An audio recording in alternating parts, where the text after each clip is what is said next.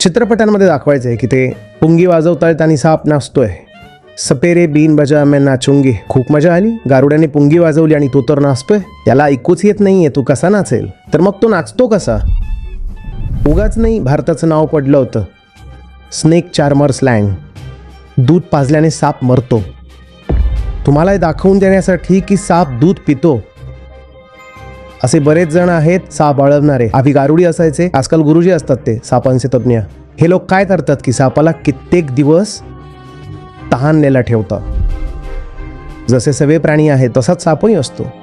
त्याला नीट पाहिलं तर सुंदरही वाटू शकतो, पण ना तर त्याला कैद करा. प्राणी संग्रहालयात जाता, छोट्या छोट्या पिट्यांमध्ये सापांना ठेवून देतात. का ठेवलेलं आहे? ज्याची जिथे जागा आहे त्याला तिथे सोडा ना. पक्ष्यांना बंद करून ठेवलंय, बोरीला कैद केलंय, माकडाला पकडलंय, सिंह बंद केलाय. हे काय करताय? तुम्हाला काय हक्क आहे त्यांना बंद करायचा? नागपंचमीला त्याला पकडतात आणि त्याला लागलेत त्याला दूध पाजायला. एक गोष्ट सांगा, दूध कोणत्या प्राण्यांना असतं? थोडी तर बायोलॉजी वाचली असेल. ज्यांना दूध असतं त्यांना काय म्हणतात? मॅमल, स्तनधारी. साप स्तनधारी आहे का? साप काय आहे? रेप्टाईल. यांना दूध असतं का? जेव्हा सरपटणाऱ्या प्राण्यांना दूधच नसतं तर बिचारा दूध पिणार कुठून वेड्या? तुमच्या शरीराच्या आत दुधाची फक्त निर्मितीच होत नाही, तर तुमच्या शरीरात दूध पचवण्याचं एन्झाईम सुद्धा असतं, लॅक्टेस. आणि ते लहान मुलांमध्ये जास्त असतं, मोठ्यांमध्ये नसतं. म्हणूनच मोठे लोकही जेव्हा दूध पितात तेव्हा त्यांना ते मीठ पचवू शकत नाही. हे जर तुम्ही दूध पित राहता ना, त्यामुळे तुमचा गॅस वाढतो. पण ऐकायचं नाहीये. पचणार कुठून? बाळांमध्ये असतं. कारण प्रकृतीने व्यवस्थाच अशी केली आहे की बाळांसाठी आहे दूध, ते पचवतील. तुम्ही एकतर 40 वर्षांचे होऊन दूध पिताय, ते म्हशीचं. पचणार कुठून वेड्या? तर माणसालाच पचू शकत नाही, सापाला कसं पचणार? सापाला कसं पचणार दूध सांगा ना? आणि तुम्ही त्याला जबरदस्ती पाजता. काय होईल जेव्हा पचणार नाही तेव्हा? काय होईल तुम्हाला माहिती आहे? दूध पाजल्याने साप मरतो. यावर मी एक वाचून घ्या. नागपंचमीला जेव्हा तुम्ही जबरदस्ती दूध पाजाल सापाला, तर त्यानंतर त्याला ते पचत नाही, त्याचं पोट खुकतं आणि साप त्यामुळे मरू सुद्धा शकतो. तर मग तुम्ही म्हणाल की तो दूध का पितो? दूध पितोच का? तुम्हाला हे दाखवून देण्यासाठी की साप दूध पितो. असे बरेच जण आहेत साप बाळगणारे. आधी दारुडे असायचे, आजकाल गुरुजी असतात ते सापांचे तज्ज्ञ आहेत. हे लोक काय करतात की सापाला कित्येक दिवस तहानलेला ठेवतात, डिहायड्रेट करून टाकतात. त्याला एवढं डिहायड्रेट करतात की मग त्याला पाणी ज्या कोणत्याही रूपात मिळत असतं तो त्याकडे धाव घेतो. तुम्हाला अगदी तहानलेलं ठेवलं तर त्यानंतर तुम्हाला पाण्यात काही मिसळून नाही दिलं तरी तुम्ही ते पिऊन घ्याल ना. आता दुधात खूप सारं पाणी असतं, तर साप दूध पित नसतो, साप पाणी पित असतो. कारण तो खूप तहानलेला असतो, कारण त्याला जबरदस्ती तहानलेलं ठेवलेलं असतं. तुम्हाला वाटतं साप दूध पितो. सापाला दुधाशी काय देणं घेणं? सापाने स्वतःच्या आईचंच दूध नाही प्यायलं. सापाच्या आईला स्तन होते का? सापाची आई स्तनधारी होती का? तर सापाने दूध कुठून प्यायलं असेल? दुधाशी सापाचा काही संबंधच नाहीये, अजिबात संबंध नाहीये. पण जबरदस्ती एक प्रतिमा बनवली गेली आहे. का? कारण आपल्या डोक्यात सापाची एक जुनी भीती बसलेली आहे. का? कारण आधी आपण सगळे जंगलातच राहायचो. तिथे साप खूप होते आणि उजेड नव्हता, स्वच्छता नव्हती, अंधार खूप असायचा, काही कळायचं नाही. साप येऊन जावायचा आणि माणूस मरायचा. तर तेव्हापासून आपल्या मनात ती भीती बसलेली आहे आणि त्याच भीतीला परंपरेने धरून ठेवलंय, पकडून ठेवलंय. आता तुम्ही या शतकात जगत आहात तरी ती सापांची गोष्ट चाललेलीच आहे आणि त्याला हे गुरु लोक अजून पुढे नेतात. स्नेक्स मिस्टिसिझम, हे ते फालतू गोष्ट, मूर्खपणा. आणि यामध्ये माणसाचा जो गैरसमज होतो तो होतोच, पण यामध्ये सापांना खूप त्रास दिला जातो. आता तर कायदा करून बंद करण्यात आलाय. नाहीतर आधी हे गारुडी बिंग घेऊन फिरायचे, पुंगी घेऊन फिरायचे आणि चित्रपटांमध्ये दाखवायचे की ती पुंगी वाजवतायत आणि साप नाचतोय. मग जर थोडंसं जरी वाचलं असतं सापाच्या ॲनाटॉमी बद्दल, सापाला कानच नसतात, तो ऐकणार कुठून? तो पुंगी ऐकेल कुठून? तुम्ही गाता मन डोले मेरा तन डोले. तुम्हाला खूप छान वाटतं चित्रपटात गाणं आलं की सपेरे बीन बजा मैं नाचूंगी. खूप मजा आली, गारुड्याने पुंगी वाजवली आणि तो तर नाचतोय. त्याला ऐकूच येत नाहीये, तो कसा नाचेल? तर मग तो नाचतो कसा? गारुडी सुद्धा हुशार आहे.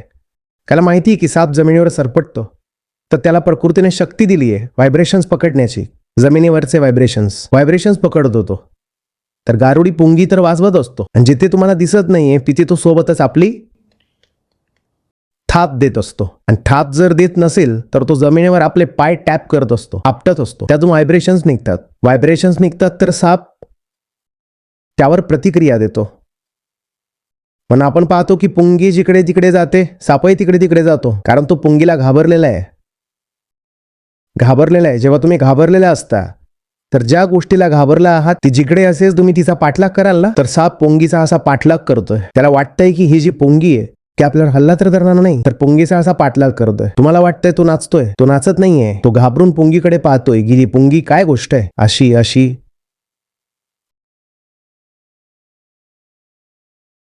उगाचच नाही भारताचं नाव पडलं होतं स्नेक चार्मर्स लँड. इथे काय होतं? इथं स्नेक चार्मिंग चालते. त्या एका मुनीने भारताची परंपरा, संस्कृती आणि भारताची अधोगती अगदी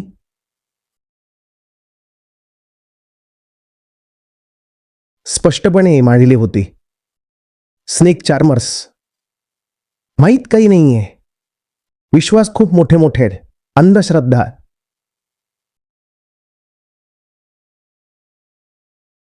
आणि अशा न जाणे कितीतरी प्रकारच्या मान्यता आहेत.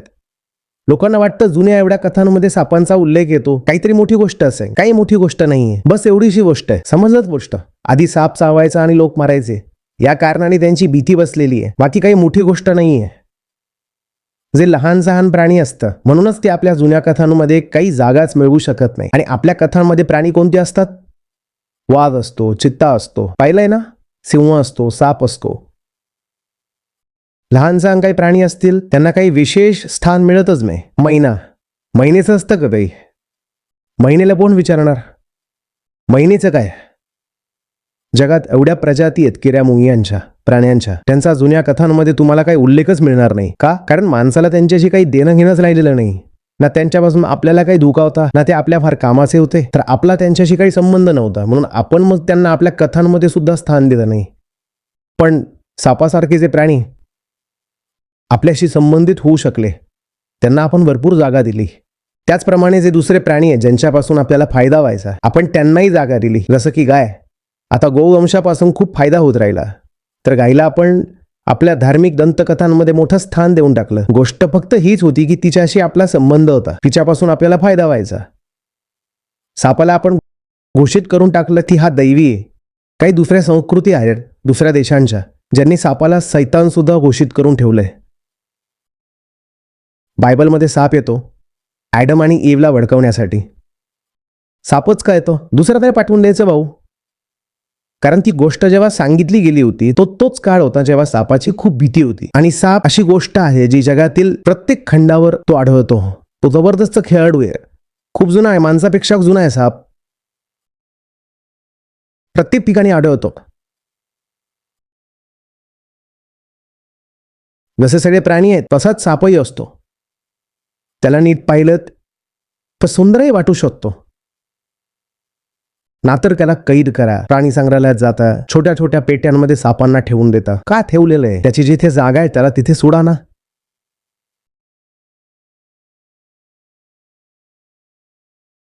प्राणी संग्रहालय बंद झाली पाहिजेत. तुम्हाला जर प्राण्यांना पाहायचं असेल तर वाईल्ड लाईफ सँक्च्युरी आहे, तुम्ही तिथे जा. तिथे प्राण्याची वाट पहा, दिसला तर दिसला. प्राण्याला पाहायचं असेल तर तुम्ही प्राण्याजवळ जा ना. तुम्ही प्राण्याला शहरात आणून कैदेत का ठेवलंय?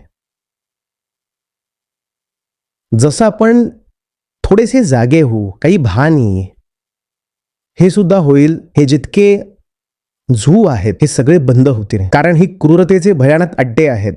पक्ष्यांना बंद करून ठेवलंय, गोरिल्ला कैद केलाय, माकडाला पकडलंय, सिंह बंद केलाय. हे काय करताय? तुम्हाला काय हक्क आहे त्यांना बंद करायचा? म्हणतायत सिंह पाहायचंय. सिंह पाहायचंय तर जंगल सफारी करा. माकड पाहायचंय तर जंगलात जा ना.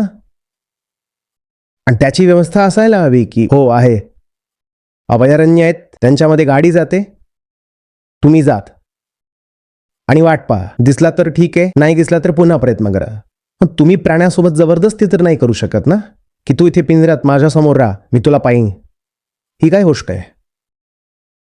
तुम्हाला आनंद होईल की याच उद्देशानं जे आमचं स्वतःचं ॲप आहे, ज्यामध्ये आमचे गीता आणि बाकी सगळे कार्यक्रम चालतात, इथे बुद्ध आहेत, गीता आहेत, उपनिषद आहेत, अष्टावक्र आहेत.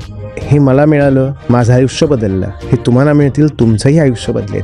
खरं विचाराल तर म्हणजे लाखो नाही तर किमान हजारो आयुष्य तरी आहे जी पूर्णपणे बदललेली आहेत. 2 लाखांपेक्षा जास्त गीता विद्यार्थ्यांसोबत सहभागी व्हा आचार्य प्रशांत ॲपवर. पहिला महिना पूर्णपणे फ्री. गीता मिशनचा संपूर्ण एक्सेस. ॲपवर तुम्हाला मिळतील नियमित लाईव्ह सत्र, प्रत्येक दिवशी आचार्य प्रशांत यांचे विशेष संवाद, गीता कम्युनिटीचा एक्सेस, गीता परीक्षा, निवडक बातम्या, ऑडिओ बुक्स, कोट्स आणि बरेच काही. गुगल प्ले स्टोअर किंवा ॲपल ॲप स्टोअरवर आचार्य प्रशांत सर्च करा आणि आत्ताच डाउनलोड करा.